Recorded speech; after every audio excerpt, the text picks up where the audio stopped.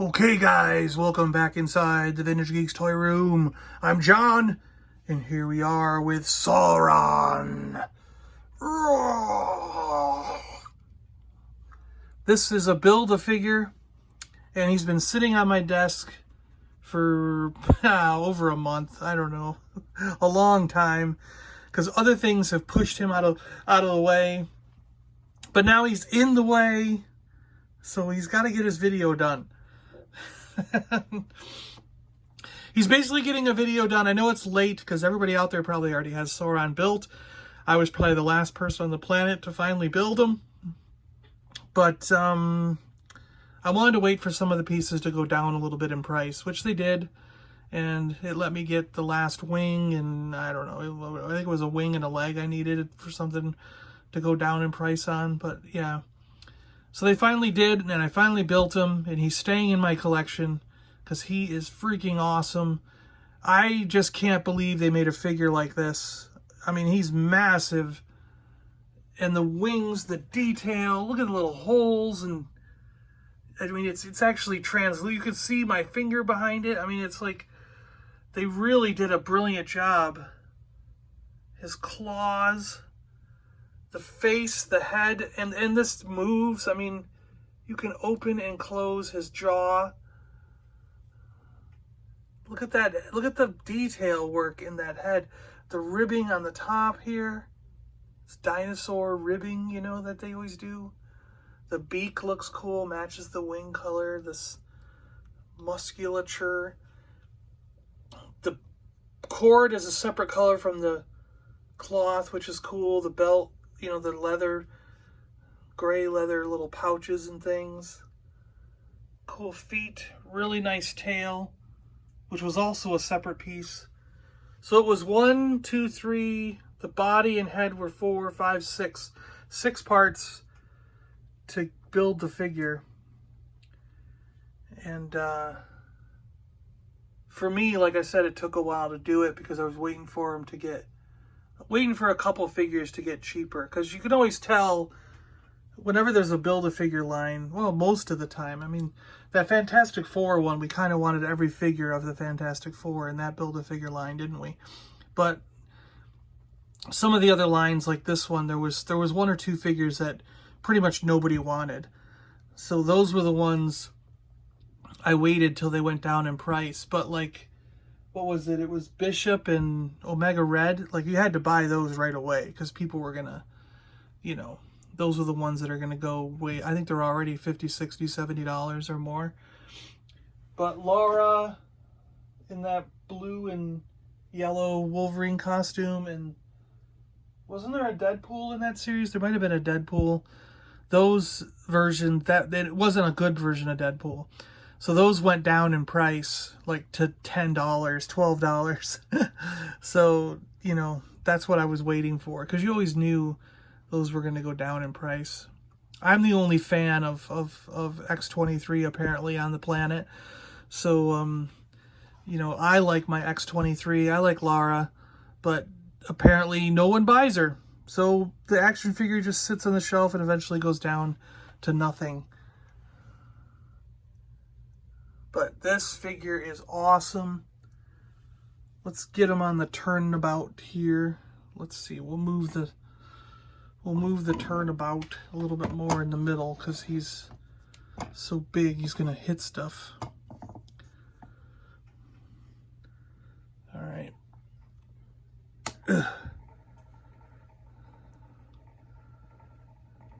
He is really cool. I hope he stays in the...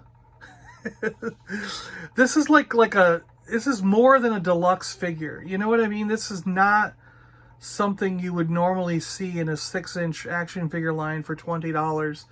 This is kind of like a unique deluxe thing that, I mean, I would expect this to be almost $50 on its own.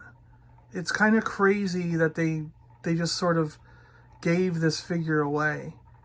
You know, they could have boxed him up in a special pack and probably got $49.99 for him, you know?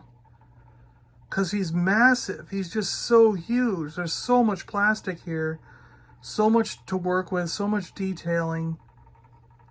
If you missed this, I'm sorry for you, man, because this has got to be one of the best Marvel Legend figures ever created.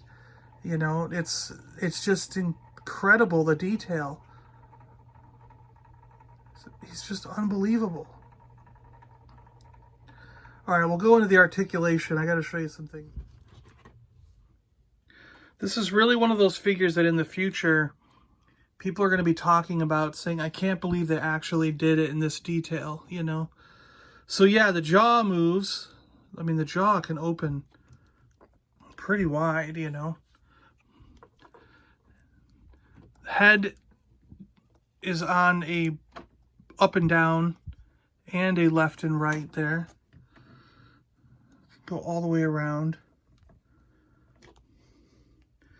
But it's also got a neck movement that goes back, and I'm trying to do this without blocking the lights, but his wings and everything just constantly get in the way, don't they? All right, maybe this will work. So yeah, this part moves and twists as well. So you've got double the head rotation and movement because the neck also moves. And that kind of can help you get him into a flying sort of thing, you know? Makes it look more natural for when he's flying or for when he's just kind of hanging around. And then you've got the arms can twist here. You've got a twist here. You've got an elbow joint there. You got the hand joints, which can go in any way and twist. You've got a joint here for this part of the wing. With the elbow comes this part of the wing's joint. And then you've got this wing attached to this. So you really can get a lot of different movement and opening and closing these wings how you see fit, you know? Which is kind of cool. And then the other thing is these can move up. You know, he's got the shoulder. Whoop. Oh my gosh, his arm fell off. No, you're all right. You got that. So you could twist this around, close this down, and his wing can be at his side like that. Do you know what I mean? So you could sort of close up the wings and make him stand that way. You just have to get everything in the right spot here and do it. But yeah, now that I want to, I'm having a hard time doing it, right? Anyway, yeah, so you can fold the wings down. The body, look at this arc you can do, and forward and backwards. The legs have the standard affair. They can go out pretty far, forward all the way, backwards for once, because it's a Build-A-Figure probably. And the tail can surprisingly go up and down and or rotate around. And then you've got the double jointed legs, the twist in the legs, and the feet joints that you normally have. So, I mean, you can really do a whole lot of interesting stuff with this guy.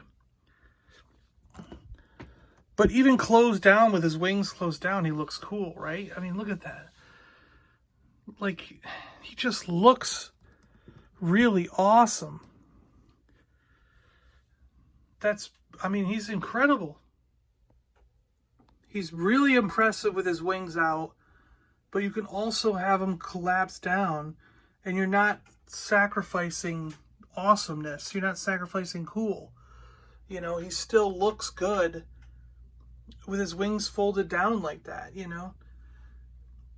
If you don't have the display space to put him fully fanned out, wingspan fully fanned out, you can just kind of do this and get him on the shelf a little easier.